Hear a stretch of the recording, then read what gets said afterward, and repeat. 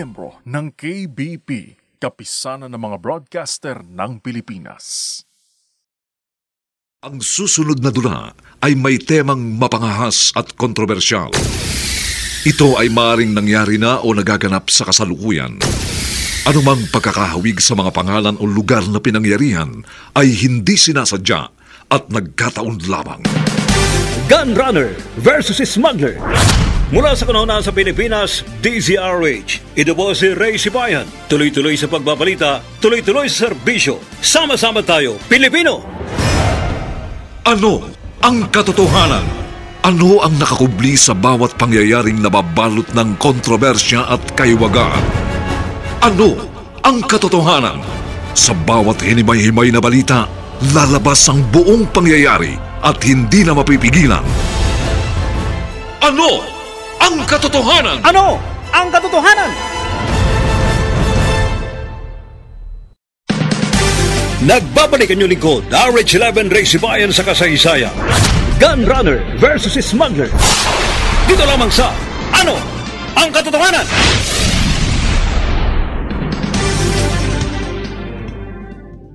Ang organisadong krimen ay samahang binubuo ng pangkat ng mga taong ang pangunahing layunin ay magkamal ng benepisyong material sa pamamagitan ng paggawa ng mga krimen. Kabilang dito ang grupo ng mga gunrunner at ng mga smuggler.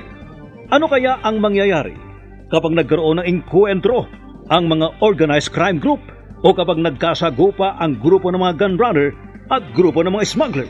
Yan ang ating alamin sa pagsimula ng pagsubaybay natin sa kasong ito. Mula sa kanuna sa Pilipinas, DZRH. Ito sa RH11 Ray Sibayan. Tuloy-tuloy sa pagbabalita, tuloy-tuloy sa serbisyo. Sama-sama tayo, Pilipino. Dito lamang sa Ano ang katotohanan? Huwag kang magdabog, paring Renny. Tinatawag mo kumpare, Danny. Magkumpare nga tayo. Pero tinatarantado mo ako.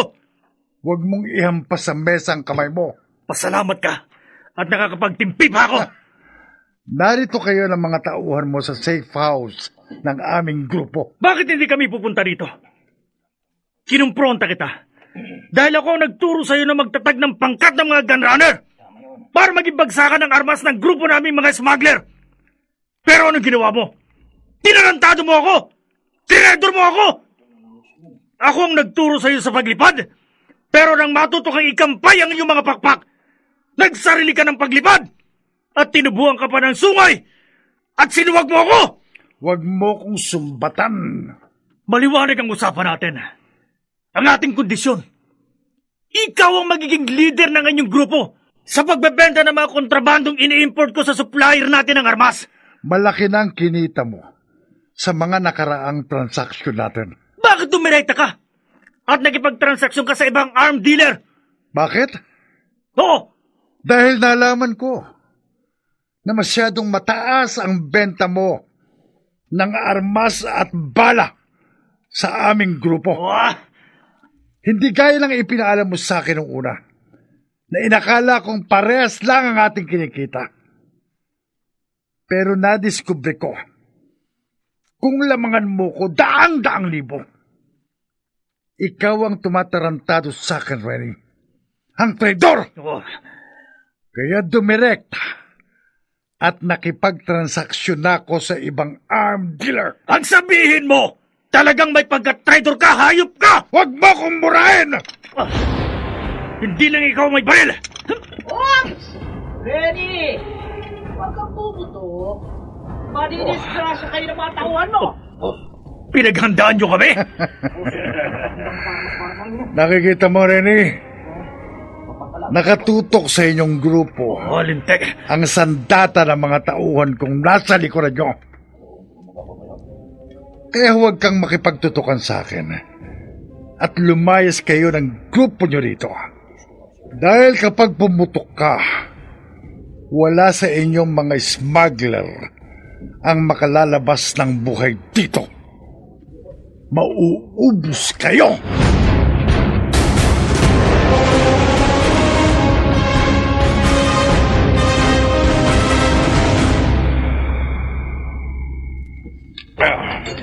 Ano, Al? Muntik nang magkaengkwentro ang grupo ng mga gunrunner at grupo ng mga smuggler na dating magkaalyado. Oh, Boss Mandy. Yan ang natunugan ko. Bad shot na sa isa't isang magkakumparing Danny at Rennie na mga leader ng kanya-kanyang grupo na dating magkasangga sa pagbilit pagbebenta ng mga armas at bala. Wala tayong pakialam sa mga yon. Hindi natin sila kaalyansa. Huwag natin pag-usapan ng mga walang kwentong bagay sa selebrasyon ng ating grupo. Okay, boss. Ang intindihin natin, maging pulido ang trabaho ng ating crime syndicate para maging madalas ang selebrasyon natin dito sa ating safe house. Sinabi mo, boss. Sige, inom lang ng inom, mga bata. Pag nag-init na tayo, o-order na ako sa kasa ng mga chicks na kukumpleto sa ating selebrasyon. Tama ka, boss. Wala tayong pakialam sa mga hindi nating kaalyadong grupo na mga gunrunner at smuggler. Wala tayong pakialam sa kanila kahit magkaengkwentro sila at magkaubusan.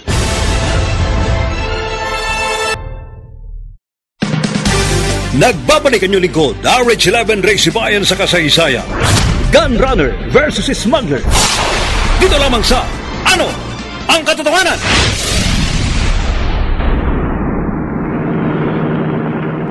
Nani, di pumalag yung grupo ni na Renny nung nasa safe house natin sila.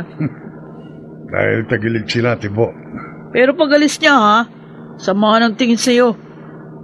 Parang nagbabanta ng pag-resback sa grupo natin. Baka nahihinaan siya sa grupo natin dahil may tulad kong Tibo na isa sa mga tauhan mo. Huwag silang magkakamali ng mga tauhan niya na resbakan tayo. Kaya nga mailap ang mga mata ko habang nagmamaneho. Baka mamaya may mga ambush sa atin. Relax, Tibo. Kung armado ang grupo ng mga smuggler, armado rin tayong mga gunrunner. Tony? Kapag inumpisahan nila ang gulo, tatapusin natin. Magkaubusan na kung magkakaubusan.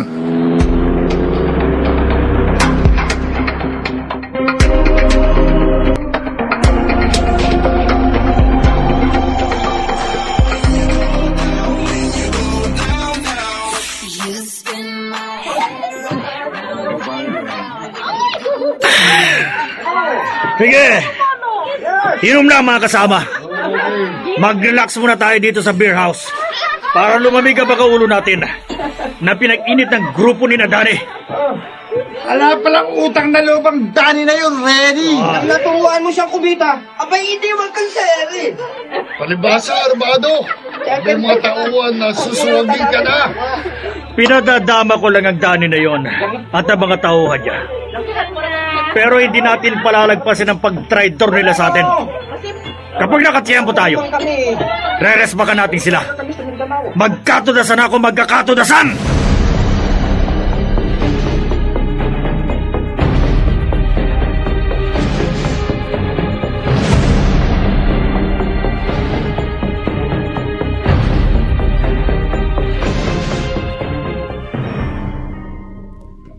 Ano, Danny? Hindi na tayo magpapakita sa birthday ni paring Renny sa darating na linggo?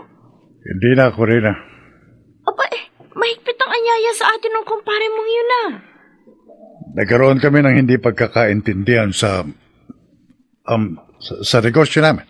Ay, anong hindi pagkakaintindihan? Huwag mo na alamin. Pati negosyo nyo, ayaw mo ipaalam sa akin. Ano ba yan? Kasi nga, hindi pa establisado yun. Inaalam ko lang naman Dahil baka may maitulong ako sa'yo bilang asawa mo sa negosyo ninyo ng kumpare natin. Wala ka namang maitutulong dun At saka, nagka-problema nga kami doon ni Renny. Kaya hindi na namin itutuloy yun. Okay lang na hindi na kayo magsosyo ng kumpare mo sa negosyo. Pero sana, magpakita pa rin tayo sa birthday ni paring Renny. Dahil asa-asa si Geraldine na pupunta tayo sa birthday ng ninong niya. Sabihin mo sa anak mo, Huwag na siya masyadong maging malapit sa ninong niya. Pati anak mo, palalayuin mo sa kumpare mo. Alam mo namang malapit na malapit si Geraldine kay paring Renny. Basta sundin mo sinabi ko sa'yo.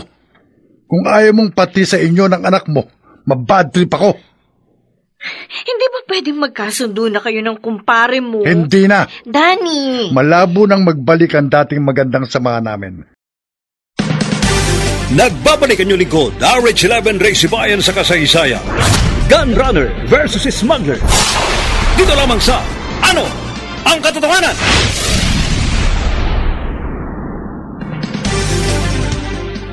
Nabahala si Aling Ima dahil batid niyang masamang magalit ang anak niyang si Renny. Maging ang maginang Corina at Geraldine ay nag-alala sa galit ni Danny. Ating ipagpatuloy pagsubaybay sa kasong ito. Mula sa kanana sa Pilipinas, DZRH. Ito si RH11 Ray Sibayan. Tuloy-tuloy sa pagbabalita. Tuloy-tuloy sa serbisyo. Sama-sama tayo, Pilipino. Dito lamang sa Ano ang Katotohanan?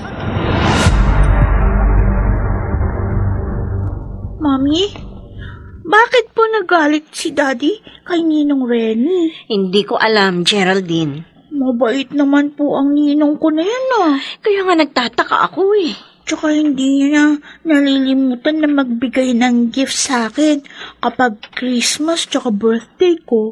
Kung nalaman ko sana ang negosyo ng daddy mo at ng ninong Renny mo sa kanilang pinagsosyohan, baka magkaroon ako ng idea kung bakit nagkaroon sila ng hindi pagkakaunawaan. At kung paano ko sila mapagkakasundo. Gusto ko po naman sana kanta ng Ninong Renny ko pagpunta natin sa birthday niya. Hindi ko napipiliting alamin sa daddy mo ang hindi nila pinagkasunduan ng ninong mo. Dahil ayaw niya na kinukulit siya. Pero ano po, Mommy? Susubukan ko magtanong sa Ninong Renny mo. Sige po. Para malaman ko kung ano ang hindi nila napagkasunduan ng daddy mo. At baka sakali, mapagkasundo sila. Huwag kang magkakamaling kausapin pang Renny na yon. Danny? Daddy? Magkabati na po kayo ni Ninong Renny? Hindi, Geraldine. Bakit po? Ano man ang pinag-awayan namin ng ninong mo, huwag niyo nang alamin ang mami mo. Huwag na. At baka madamay pa kayo sa matinding galit ko sa Renny na yon.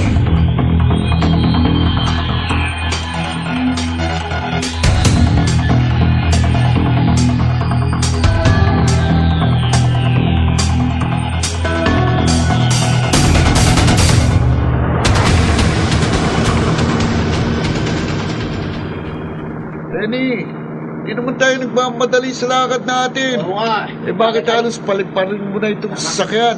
Baka madisgrasya tayo nito. Oo. Pasensya na kayo. Yan, ganyan lang. Hindi ko lang maiwasang hindi magngit-ngit kapag naaalala kong paninindak ng grupo ni Nadani sa pangkat natin. Sa ngit-ngit ko, hindi ko na malayang napalapit tayo sa kanilang safe house. Tata! Bakit pumarada tayo rito sa harap ng safe house ni Nadani? At ba't naglabas ka ng mahaba, Renny? Sa lahat ng ayoko, ang tinatraidor at sinisindak ako. Ha? Sa patong-patong na atraso sa atin ng grupo ni Nadani, gaganti tayo sa kanila. No. Tatadtarin ko ng tingga ang safe house ng mga gunrunner!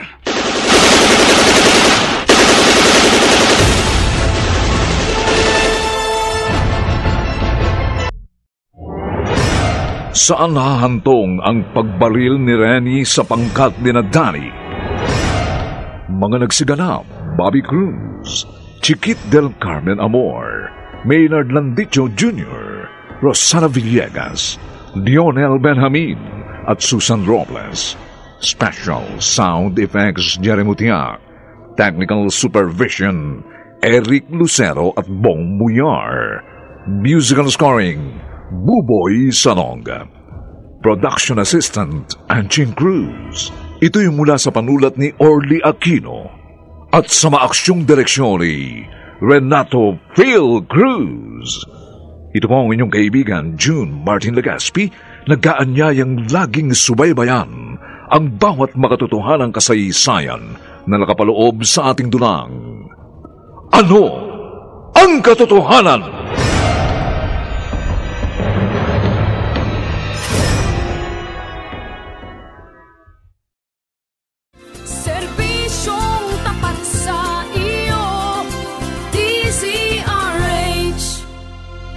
miyembro ng KBP, Kapisanan ng mga Broadcaster ng Pilipinas.